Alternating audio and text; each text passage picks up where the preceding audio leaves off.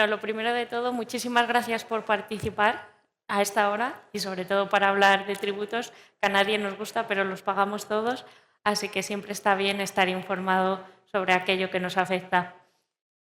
Vamos a hablar hoy sobre fiscalidad de Bitcoin y criptoactivos en el IRPF. Escuchando al compañero anterior, ha hablado una cosa de Bitcoin como medio de pago, que aunque no está en la presentación, lo voy a comentar porque el problema de Bitcoin como medio de pago, además de no querernos desprender de él, es por motivos fiscales.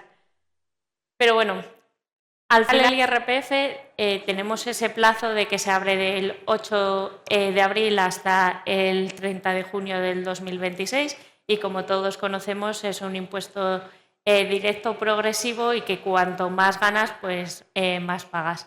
A mí me gusta siempre ver el IRPF que tiene esas dos bolsas, es decir, tienes la base general y la base del ahorro y dependiendo qué realices nos vamos a mover en una bolsa o en otra. En la base general vamos a encontrar aquellos rendimientos del trabajo como por ejemplo sueldos, salarios y todo aquello relacionado con la recuperación de planes de pensiones, prestaciones que te pueda dar una seguridad social, los rendimientos de actividades económicas, cuando por ejemplo estás dado de alta como autónomo, o ganancias patrimoniales muchas veces no derivadas de la transmisión, como puedan ser una rifa o una ayuda o subvención. ¿Qué ocurre? Que el tipo impositivo de la base general va del 19 al 47%. Incluso en algunas comunidades autónomas es mayor ese tipo impositivo. Es mayor porque al final las comunidades autónomas tienen capacidad legislativa y una de sus competencias es atribuir o una mayor gravamen o menor. Y hay gente que la verdad es que no lo aplica con mucha coherencia, porque al final acabas expulsando de la comunidad autónoma a esas personas. Y luego está la base del ahorro. En la base del ahorro nos vamos a encontrar sobre todo rendimientos de capital mobiliarios que derivan, por ejemplo, de dividendos o intereses. Tenemos una cuenta remunerada y nos va devengando en mes a mes un tipo de interés. Pues eso se grava. También, por ejemplo, los dividendos. Los dividendos tienes la retención que se aplican conforme los recibes, al 19%. Y luego esas ganancias y pérdidas derivadas ya de la propia transmisión de activos, por ejemplo, la venta de acciones, de fondos, de criptoactivos. Y los tipos impositivos van del 19 al 30%, que antes era el 28%, que esto fue una de las últimas modificaciones. Por tanto, ¿qué ocurre? Que nuestra cabeza siempre tiene que estar, que estas dos bolsas tienen que jugar a nuestro favor y siempre que nuestro bolsillo nos lo permita, es interesante llevarnos cosas a la base del ahorro. ¿Por qué? Pues porque el tipo impositivo está limitado a día de hoy a un 30%. Entonces siempre que hay que jugar con esto. Por ejemplo, este impuesto, el IRPF, en lo que es Londres, tienes dos impuestos diferenciados, para base general y base del ahorro. Aunque pueda parecer introductorio, a mí me gusta explicar esta primera introducción de cómo funciona el IRPF para introducir cómo funcionan los criptoactivos, para tener esa primera base. ¿Qué ocurre? Los criptoactivos ya es realmente asumido de que que tributan. ¿Y qué ocurre? No hay como tal una ley que te venga a decir dónde tiene que tributar cada uno, sino que ha sido por consultas de Direcciones General de Tributos que hemos tenido que ir leyendo los asesores fiscales, porque bueno, no me he presentado al principio, pero mi nombre es Clara García, abogada tributaria, y he realizado unas cuantas rentas de criptoactivos y previamente desarrollé mi carrera profesional en el área fiscal de Telefónica. Entonces, esta base sólida de tener el conocimiento fiscal nos ayuda a entender el IRPF de criptoactivos.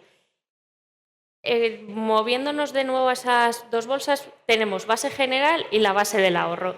Y dependiendo aquello que hagamos con criptoactivos y cómo nos movamos, vamos a estar en una o en otra. Y voy caso por caso. Por ejemplo, en base general podemos tener rendimientos de actividades económicas como pueda ser minería o validación o servicios con medios propios. Esto es cuando tú realmente ejerces la minería, pero le pones determinados instrumentos para desarrollar esa actividad. Entonces, todas esas ganancias que te vengan a derivar van a base general. El punto es que utilices suficientes medios propios. Luego, hay ganancias patrimoniales que no se derivan como tal de la transmisión y en este caso nos encontramos los iDrop. Los iDrop están cargados por el demonio. ¿Por qué? Porque es una cosa que te regalan, la aceptas muchas veces porque te la regalan, te tributan nada más recibirla en base general y una vez que la vendes te va a la base del ahorro. Entonces, lo caro a veces sale, lo barato a veces sale caro y en este es uno de los supuestos. Esto siendo el de la forma más estricta en aplicar las direcciones generales de tributos. Luego hay pérdidas no derivadas de la transmisión, como pueda ser robo, si hemos sufrido algún robo, si hemos sufrido algún hackeo o alguna pérdida. Aquí me detengo porque es importante entender que en la base general y en la base del ahorro se pueden compensar pérdidas, pero no entre las dos bolsas. Es decir, que si tenemos pérdidas en la base general, tenemos que tener base suficiente para poderlas aplicar. Igual que la base del ahorro, es decir, no se pueden entre las dos bases decir, vale, pues si tengo aquí pérdidas, me las compenso con las ganancias de la base del ahorro. Porque muchas veces es interesante jugar cuando sabemos que vamos a pagar bastantes impuestos, a veces realizar alguna venta a pérdidas para aplicarnos pues ese mayor coste fiscal en la factura.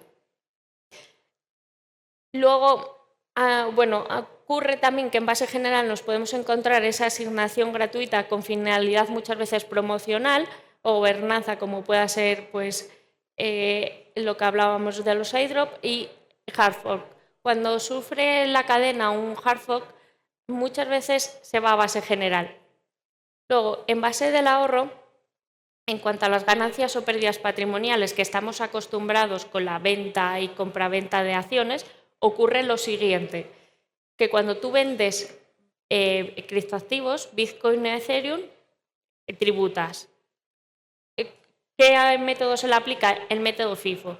Primero en entrar, primero en salir. Esto es muy controvertido y yo siempre que tengo la oportunidad digo que esto debe tener se debe de revisar.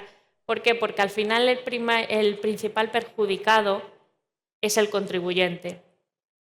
Hay aquí un punto muy interesante que es la permuta de criptoactivos, es decir, intercambiamos Bitcoin por Ethereum. ¿Qué ocurre?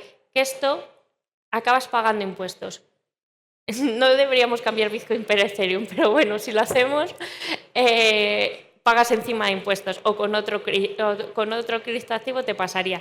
Digo, porque muchas veces en nuestra cabeza está que solo pagamos impuestos en el momento que intercambiamos cripto por euros y no es así. Luego, hay otros rendimientos de capital mobiliario. Al final, el mundo de criptoactivos ha ido replicando lo que veníamos en el sistema financiero tradicional a el sistema de criptoactivos. Entonces, ¿qué ocurre? Que tenemos ese staking o ese lending. Todo hacemos pues que depositamos nuestro criptoactivo. Lo podemos, por ejemplo, bloquear en una plataforma y esa plataforma, por dejarlo ahí bloqueado, nos devenga un interés. Un interés que no suele ser muy grande, pero normalmente esas ganancias tributan. Ahora bien, aunque te los pongo en la base del ahorro, hay que saber que cuando se emplean los suficientes medios y se empieza a realizar de una manera bastante habitual con medios propios e instrumentos, puede considerarse base general. También te digo que para que esto se considere debéis de tener muchísima ganancia. Pero bueno, no está de más porque en algunos escenarios te lo puedes encontrar. Por tanto, al menos Yo siempre diferencio base general y base del ahorro, porque en nuestra cabeza nunca se nos debe olvidar de dónde nos estamos moviendo y saber qué tipo impositivo se nos va a aplicar. El compañero antes nos mencionaba lo de préstamos con colateral en Bitcoin y a mí es un tema que me apasiona, que además yo he publicado recientemente un libro, Bitcoin, una nueva forma de propiedad privada, y una de las partes que más le dedico es al préstamo con colateral en Bitcoin. ¿Por qué? Porque es muy interesante por dos motivos. Tú cuando tienes un activo que sabes que no te quieres desprender de él, que es finito, que se revaloriza con el tiempo, al final las personas queremos atesorar y no desprendernos de aquello que nos aporta valor. ¿Qué ocurre? Que en ocasiones las personas necesitamos liquidez. Tenemos un bien inmueble, pero necesitamos liquidez. Tenemos Bitcoin, pero necesitamos liquidez porque tenemos que afrontar un préstamo, queremos emprender, cualquier cosa. Vale, pues aquí entra esta operación que no deja de ser una réplica de los contratos. Es decir, cuando tú tienes un bien inmueble, puedes pedir una hipoteca, pero en esa hipoteca tienes dos contratos. Tienes un contrato de préstamo en el que a ti te dan dinero, pero el banco te va a decir, oiga, sí, te voy a dar dinero, ¿y qué me das tú a mí? Porque me estoy confiando de tu palabra, de tu buena fe, de que me vas a reintegrar este préstamo, pero yo quiero una garantía. ¿Y cuál es esa garantía? El bien inmueble.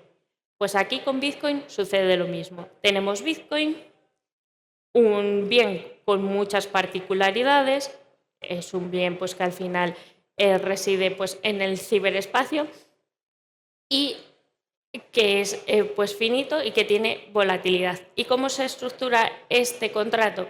Pues lo colateralizas y obtienes el préstamo. Cuestiones buenas, dos. Primero, no te desprendes de aquello que tiene valor y no pagas impuestos, es decir, no te está obligando a pagar impuestos por la venta de ese bien inmueble, de ese Bitcoin. Ahora bien, hay dos formas de hacer este contrato de préstamo con colateral en Bitcoin, en un modelo centralizado o en un modelo descentralizado. En un modelo centralizado nos podemos ir a plataformas, como por ejemplo Bit2Me lo ofrece. ¿Qué ocurre? Que ahí es el custodio el que coge y te está custodiando Bitcoin y te lo está bloqueando. Y a cambio, pues tú tienes esa liquidez. Y luego, a mí me gusta aquí hablar de que debemos ser extremadamente cautelosos con los custodios que elegimos. Al final estamos transmitiendo nuestro Bitcoin de forma temporal, pero estamos transmitiéndolo por un tiempo limitado. Por lo tanto, debemos extremar esa precaución con el objetivo de que no quiebre el sitio donde esté o que tengan sobre todo cuentas segregadas. Es decir, que esto no lo vais a encontrar porque esta información no suele ser tan pública, pero que es importante que si tenemos esa capacidad de que te lo dejen en una cuenta diferenciada Bitcoin del resto de su operativa, porque ese Bitcoin no puede servir de base para otras cuestiones. No sé si este punto me he explicado con claridad. Y luego está la parte de finanza descentralizada. ¿Qué ocurre? Que Bitcoin como tal, en su forma nativa, en finanza descentralizada, por su propia naturaleza, no entra, porque opera sobre la red de Ethereum, es decir, necesitamos hacer una tokenización de Bitcoin y hacer esa representación. SegWrap, ¿qué ocurre? Que al final es una representación tokenizada que no es Bitcoin nativo, por lo tanto se nos podría llegar a considerar que tenemos ahí una permuta, yo lo dejo por si acaso, y tenemos que extremar también esa precaución de estar atentos de cómo va la buena vida del colateral, porque ¿qué ocurre? Bitcoin es volátil y va a seguir siéndolo. Y como se dice muchas veces, volatilidad es vitalidad. Pero ¿qué ocurre? Que cuando estás en un modelo centralizado, normalmente te suelen llamar si necesitas aportar más garantía. Pero en una finanza descentralizada, por su definición, nadie te va a llamar. Por lo tanto, tened cuidado cuando lo hacéis en finanza descentralizada, y esa parte es súper interesante, pero cuidado. Y luego, normalmente el porcentaje de préstamo que te pueden otorgar es un 50% sobre lo que tú colaterices. ¿Por qué? Aunque no hay una normativa que te lo imponga, la plataforma, si yo fuera una plataforma, no daría más que un 50% de aquello que tú estás depositando. Esto al final, muchas veces, como abogados, cogemos y tiramos de lo que se aplica a otras cosas. Por ejemplo, en banca privada, que esto es muy frecuente, que tú tengas un fondo cotizando, no te quieres desprender del fondo, pues coges y se te aplica ese 50% normalmente. Vale, es muy importante a nivel de fiscalidad que cuando hacemos ese préstamo colateralizado con Bitcoin dejemos la suficiente trazabilidad para que agencia tributaria no te esté considerando que es una ganancia no declarada, es decir, que has tenido un incremento de patrimonio. ¿Y cómo lo debemos de hacer? Si estamos en un modelo centralizado, debemos de guardar pues, el CSV de la operación, debemos guardar las capturas de pantalla, por ejemplo, de la operación, todo aquello que nos lo acredite, incluso contratos, porque cuando lo haces en una plataforma te suelen derivar un contrato. Todo es importante y lo dejamos el día que lo hicimos y demás. El modelo descentralizado en DeFi, pues hash, billetera, que tengas con la clave pública, y si es mejor trazarlo en ese momento, es decir, dejar la trazabilidad de la operación en el momento que la estás realizando, porque si no, luego pasan los meses y se te va olvidando lo que hiciste. Bueno, lo que os comentaba un poquito antes del método FIFO es al final primero en entrar, primero en salir, que según interpretación de Hacienda, los primeros activos adquiridos son los primeros en ser considerados vendidos. Este método impacta directamente en el cálculo de la ganancia o pérdida patrimonial y os pongo un ejemplo. Si tú has comprado un Bitcoin a 20.000 euros y posteriormente otro Bitcoin a 80.000, la venta se vende el primer Bitcoin y se considera que Hacienda asume que vendes el primer Bitcoin comprado a 20.000. Entonces, mayor ganancia patrimonial calculada, los 80.000 menos los 20.000, tendrías esa ganancia de 60.000. Antes de entrar en la parte de trazabilidad, aunque no lo tengo incluido en la presentación y como lo han mencionado, Bitcoin como medio de pago tiene el problema básicamente fiscal. Fiscal, ¿por qué? Porque os lo voy a contar con una consulta de Dirección General de Tributos que hay en relación de un bien inmueble. Una persona va a vender un bien inmueble y el comprador le dice, ¿te puedo pagar con Bitcoin? Y le dice, sí, pero hago una consulta a Dirección General de Tributos. Y le viene a decir, el vendedor, además de pagar ganancia y pérdida patrimonial en su IRPF, como de normal, por la venta de un bien inmueble, deberá pagar TPO por recibir ese Bitcoin. ¿Eso en qué se traduce? En una mayor carga fiscal. Si hacemos un cálculo muy sencillo, el TPO, por ejemplo, en Comunidad de Madrid es un 6%. Un 6% sobre el Bitcoin que estás recibiendo es bastante. Entonces, esto tiene bastante crítica. Esto es porque Bitcoin lo están considerando ahí como un bien inmaterial.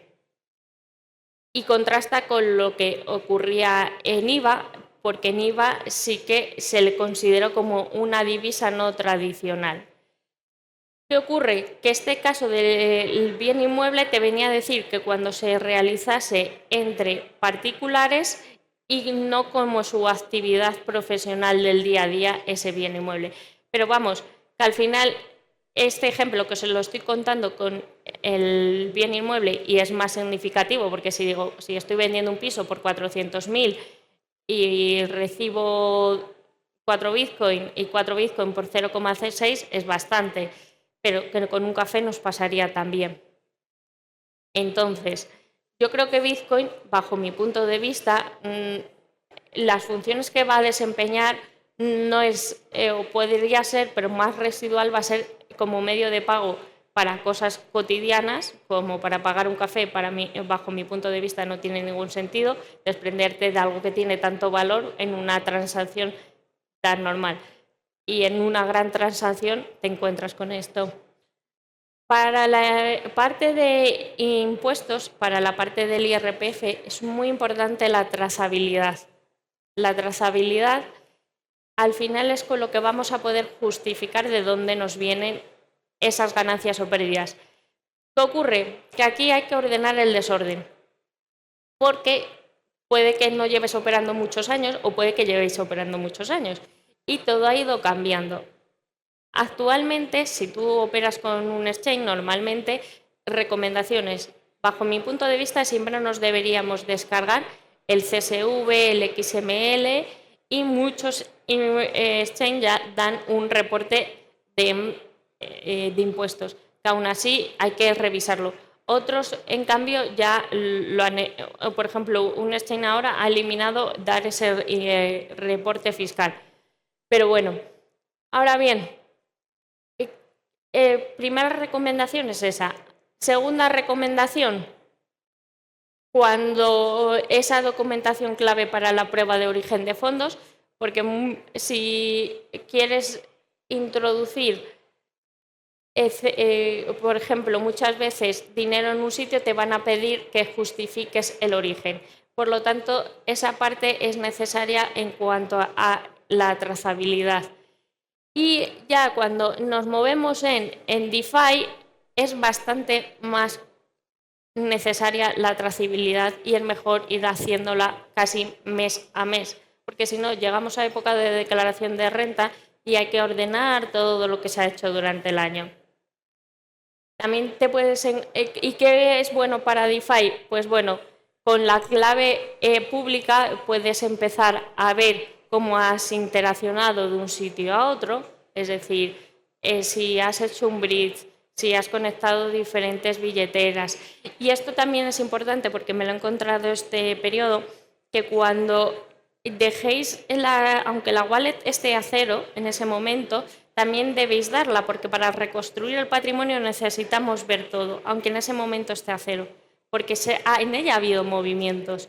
Y hay una cuestión muy importante en Bitcoin y criptoactivos cuando hablamos de la blockchain, y es que la trazabilidad no prescribe.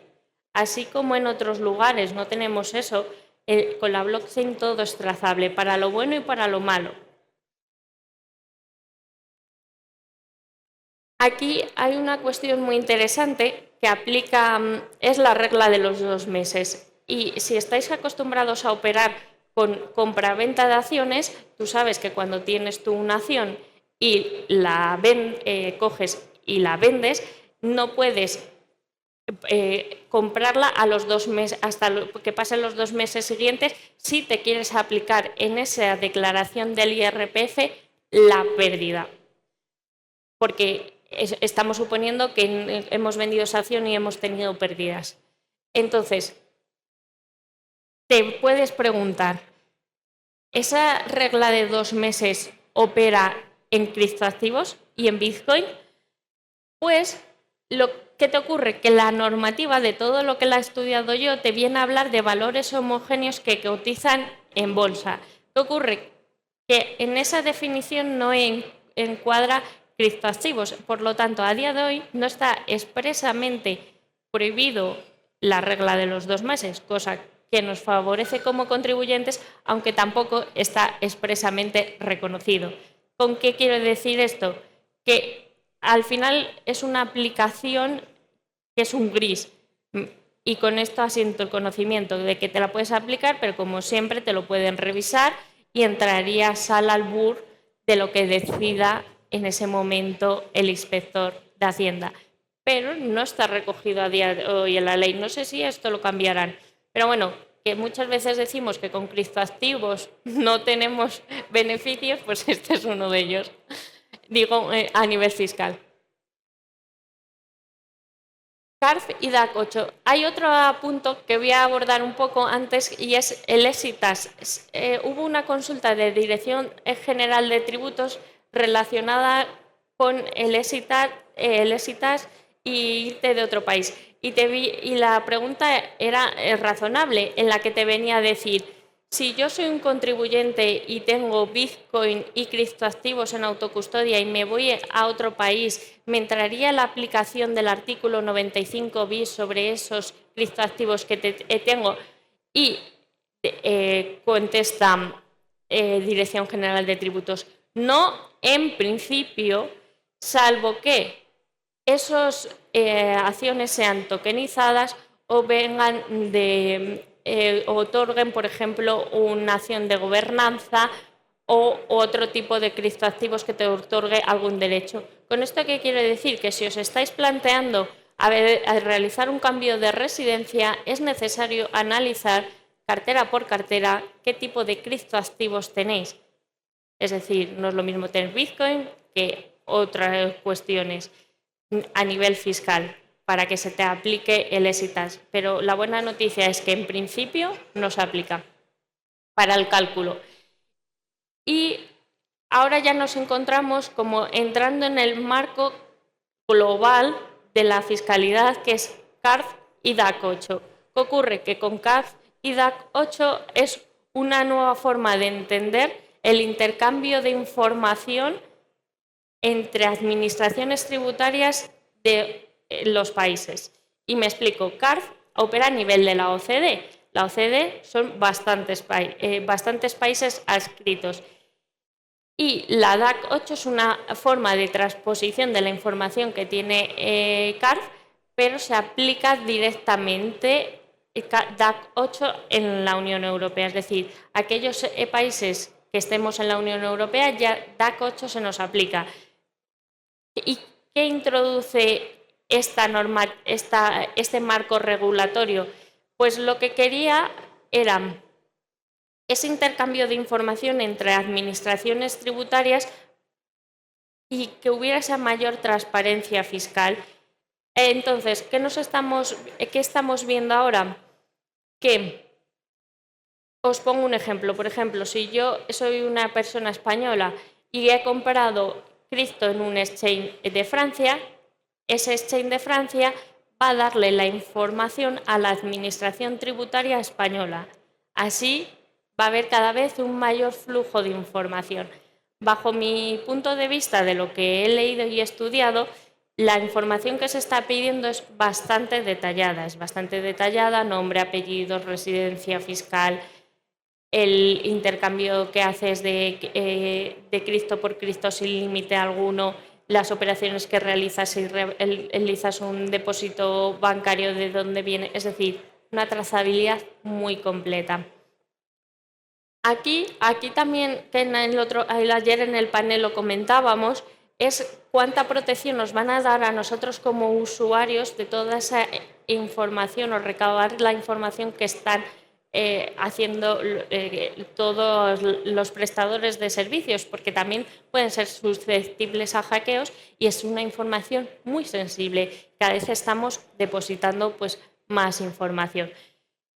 Entonces, lo que quiero decir es que por estar siempre has tenido que tributar criptoactivos, pero el mensaje que quiero yo hoy transmitir es que porque estés en exchange de otros países, al final el flujo de información va a ser mayor. Y esto es la punta del iceberg, porque esto ha entrado en vigor en el 2026, pero cada vez van a ser más conocedores y cada vez van a ser más países unidos en ese reporte.